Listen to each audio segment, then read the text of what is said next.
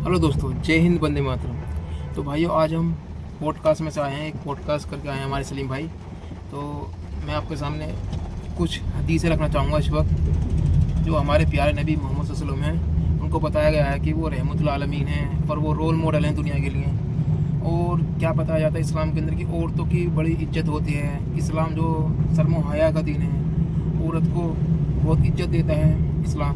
लेकिन जब हम इस्लाम को पढ़ते हैं तो इस्लाम के अंदर और कुरान के अंदर और हदीसों के अंदर हमें पता चलता है कि जो इस्लाम है वो औरतों को नीचा दिखाता है, औरतों को जलील करता है।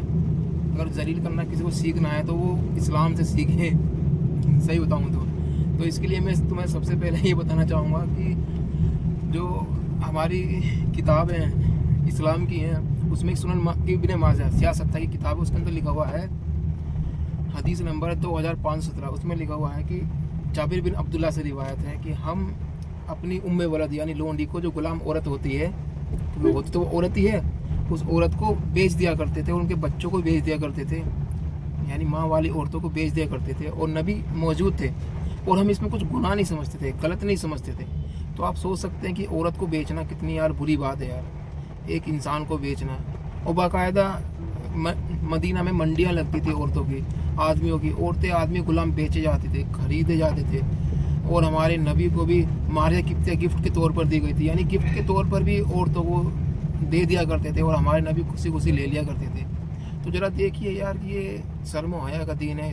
बताया जाता है इस्लाम औरतों को है इज्जत देता है यार। ये इज्जत है या जलील करना है यार औरतों को बेचना। वो कैसे बेचते थे औरतों को, मतलब उसका सतर भी गुलाम औरत का कितना है जितना आदमी का सतर है, यानी नाफ से घुटने तक। आप सोच सकते हैं। ये सूरह अराफ की आयत नंबर 26 की तफसीर कुर्तबी के अंदर बताया जाता है, लिखा हुआ है उसके अंदर कि उसका सतर गुलाम लोंडी का आदमी के जैसा है, यानी नाफ से घुटने तक, यानी टोपलेस रहती थी वो औरतें, गुलाम औरतें। और उनको इसी हालत में बेच दिया करते थे। और एक मैं आपको हदीस बताऊंगा, ये लिखी हुई है अब्दुल रज़्ज़ाक, मुसन्निफ अब्दुल रज़्ज़ाक, जिल्द नंबर है 5 और पेज नंबर है 25 और हदीस नंबर है 13,202। उसके अंदर क्या लिखा हुआ है, उसके अंदर लिखा हुआ है अब्दुल्ला बिन उमर एक मंडी से जा रहे थे, औरतों की मंडी से, जहाँ औरतें और आदमी बेचे जा रहे थे, गुलाम बेचे जा रहे थे। तो कुछ जो सहाबा थे ना, वो एक औरत को यानी गुलाम औरत को उलट पुलट कर रहे थे। तो अब्दुल्ला बिन उमर जब उनके पास गए तो वो उसकी जो लोंडी थी, और तुम्हें पता ही है वो टॉपलेस रहती थी, उसकी छातियों पर यानी उसके सीने पर हाथ रखा अब्दुल्ला बिन उमर, जो उमर के लड़के थे, और कहा बढ़िया से खरीद लो। बताओ मतलब यार, चेक करी पहले कि हाँ, सही है कि नहीं है। हाँ यार, वो कह रहे हैं कि यार इसे खरीद लो, ये बढ़िया है यार। ये औरतों को जलील करना हुआ, ये औरतों को इज्जत देनी हुई यार। आप खुद सोचिए। और हमारा इमाम साफी तो ये कहते हैं कि जब गुलाम औरत बेची जा रही हो और खरीदी जा रही हो, तो जब खरीदते वक्त आप उसको चेक कर सकते हैं। तो किस तरीके से कर सकते हैं, यानी उसकी शर्म को छोड़कर, शर्मगाह को छोड़कर पूरा जिस्म देख सकते हैं, हमारा इमाम साफी कहते हैं। और इसका जिक्र है मुसन्निफ अब्दुल रज़्ज़ाक, जिल्द नंबर है 5 और पेज नंबर है 126 और हदीस नंबर है 13,202 या 7 है। तो आप देखोगे उसके अंदर क्या लिखा हुआ है कि इमाम साफी कहते हैं कि शर्मगाह को छोड़कर उसका पूरा जिस्म चेक कर सकते हैं, देख सकते हैं। यार आप सोचिए औरतों को कैसे जलील किया जा रहा है यार। और हमारे हजरत अली से पूछा गया कि आप ये बताइए कि जब गुलाम औरत कोई खरीद रहा हो या फिर उसको कोई बेच रहा हो, तो हम उसको मतलब कि किस हिसाब से उसको चेक करें, कैसे देखें, मतलब अच्छी है बढ़िया, किस हिसाब से देखना है। तो हमारे जो अली हैं, जो चौथे खलीफा हैं और हमारे नबी के दामाद, वो क्या कहते हैं, वो कहते हैं कि गुलाम औरत जो होती है ना, तुम उसकी पश्त पिंडली यानी सब कुछ देख सकते हो शर्मगाह को छोड़कर, और सब कुछ चेक कर सकते हो। और उसकी कोई हुर्मत नहीं होती, उसकी कोई इज्जत नहीं होती है, वो इसलिए खड़ी होती है यार। तो खुद सोचिए हमारे अली यार, जो हमारे नबी के दामाद हैं, वो कह रहे हैं कि उसकी कोई हुर्मत नहीं होती, इज्जत नहीं होती। यार आप खुद सोचिए कि औरतों की इज्जत नहीं होती यार।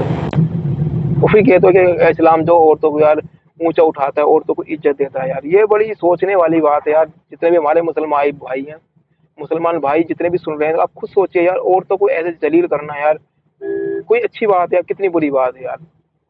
मतलब क्या उन औरतों में यार दिल नहीं होता था क्या? वो एक भेड़ बकरी थी यार, क्या उन्हें दर्द नहीं होता था? हैं? क्या वो रोती नहीं थी? क्या वो चिल्लाती नहीं थी? क्या वो चीखती नहीं थी यार? यार क्या नहीं था उनके पास? जैसा तुम्हें दर्द होता है यार, ऐसे उन्हें दर्द होता था। लेकिन देखो, वो कहा जाता है कि इस्लाम औरतों को इज्जत देता है यार। तो इस्लाम इज्जत है ना सिर्फ अपनी औरतों को देता है, बस दूसरों की औरतों को नहीं इज्जत देता। अब ये सूरह अहज़ाब की आयत नंबर 59 नाजिल हुई थी, हाँ, जिसका हवाला देते हैं आलिम लोग कि हाँ, ये इस्लाम कहता है कि औरतों को पर्दे में रखो, पर्दे में रखना एक अच्छी बात है। आप खुद सोचिए कि अगर वाकई ये वाली बात सच होती है तो ये भी बताते हैं कि ये वाली आयत नाजिल क्यों हुई थी। जब हम इस आयत पर गौर व फिक्र करते हैं तो हमें पता चलता है ये इस वजह से नाजिल ही नहीं हुई थी कि औरतों को इज्जत देनी है, या और मतलब औरतों को, ये आयत नाजिल इस वजह से हुई थी ताकि इन दोनों में फ़र्क हो जाए, गुलाम औरतों में और आज़ाद औरतों में फ़र्क हो जाए। ये कौन सी आयत है? ये सूरह अहज़ाब की आयत नंबर 59 है। इसमें क्या लिखा हुआ है? इसमें लिखा हुआ है, या अय्युह नबी कुल्ली अज़वाजिका बनातिका निसाइल मोमिनीना युदनीना अलैहिन्ना मिन जलाबिबिना ज़ालिका अन युरफ़ना फला युज़िना व काना अल्लाहु गफूरुर रहीम, कि आप अपनी, ए नबी, आप अपनी बीवियों से और अपनी बेटियों से कह दो कि जब भी वो घर से बाहर निकलें तो अपने ऊपर चादर डाल लें ताकि उनकी शनाख्त हो जाए, फिर वो ना सताई जाए।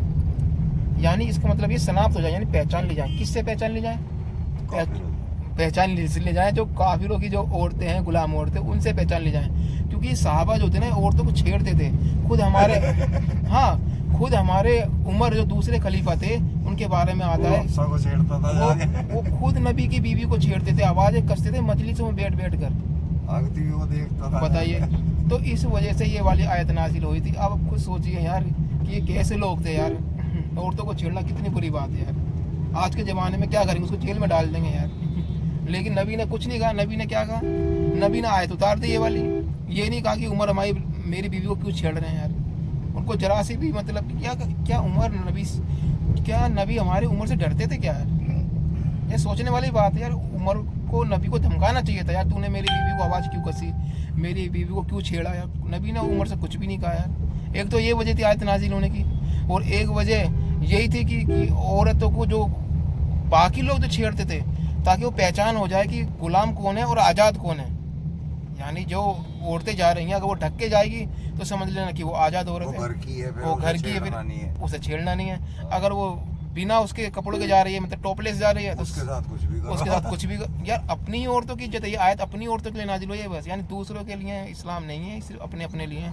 और दूसरों को तो हजरत उमर मारा करते थे यार। अगर कोई औरत, गुलाम औरत चादर ओढ़ लिया करती थी, अपने आप को ढक लिया करती थी, तो हमारे जो उमर दूसरे खलीफा मारा करते थे। हाँ, इतना मारते थे कि एक बार तो एक औरत को इतना मारा उसका पेशाब निकल गया। तुम्हें से बताओ कि एक कंजुल अमाल में लिखा हुआ है, जिसका नंबर मैं बताता हूँ आपको, जिल्द नंबर 16 और पेज नंबर 642 और हदीस नंबर 45,834। उसमें लिखा हुआ है कि एक औरत आई नबी उमर के पास और कहा कि मैं अपने गुलाम से शादी करना चाहती हूँ, ये मुझे आसान है, ज़्यादा खर्चा भी नहीं है। तो उमर ने उसको इतना मारा कि उसका पेशाब निकल गया। औरतों पे इतना जुल्म करने, और आप कह रहे हो कि औरतों को इज्जत देते हैं यार। और एक और हदीस आपको बताता हूँ कि एक क्या हुआ कि नबी के उमर के सामने एक औरत आई, एक दूसरी और आपको बताता हूँ। ये लिखा हुआ मुसन्निफ इब्ने अबी साहिबा, जिल्द नंबर 2 है और पेज नंबर है 416 और हदीस नंबर है 6295। उसमें लिखा हुआ है कि एक, क्या नाम है, एक गुलाम औरत आई उमर के सामने। तो उमर ने उससे गुलाम औरत से पूछा, क्या तुम आज़ाद हो गई हो या गुलाम हो? तो उसने कहा, मैं गुलाम एक औरत हूँ। तो उसने कहा कि आप अपनी चादर उतार के फेंक दो ऊपर से, क्योंकि गुलाम औरत चादर नहीं ओढ़ सकती भाई। अब वो औरत जो बहाने बनाने लगी, तो हमारे उमर इतने बढ़िया थे, उन्होंने खुद अपने हाथ से उस औरत की चादर उतार के फेंक दी। बताइए, क्या ये औरतों को इज्जत देना हुआ या औरतों को जलील करना हुआ, औरतों को बेइज्जत करना हुआ? मैं तो भाई यही कहूँगा कि और अगर जलील करना किसी से सीखना है तो आप इस्लाम से सीखो। इस्लाम में देखो कितना जलील किया गया औरतों को यार। कितनी बुरी बात है यार, किसी औरत की चादर उतार के फेंकना, किसी औरत को इस वजह से इतना मारना कि वो गुलाम से शादी करना चाहती है। यार आप तो 10-10, 20-20 लोंडियों के साथ खूब हम बिस्तरी डिगडोंग करो, कोई दिक्कत नहीं है, और एक औरत गुलाम आदमी से शादी भी नहीं कर सकती यार। बताइए यार, ये औरतों को इज्जत देना हो, औरतों को दबाना, उन्हें जलील करना, उन्हें बेइज्जत करना हो यार। ये अपनी औरतों को इतना मार रहे हैं। उमर ने अपनी ही मुसलमान औरत को इतना मारा कि उसका पेशाब निकल गया यार। तो सोचे, जो अपनी औरतों पे इतना जुल्म कर रहे हैं, तो वो दूसरों की क्या इज्जत करेंगे यार? खुद सोचिए यार। और उमर एक अहम साहबी है। हमारे नबी ने कहा, कोई नबी होता मेरे बाद तो उमर होते। क्या नबी ऐसे होने चाहिए यार?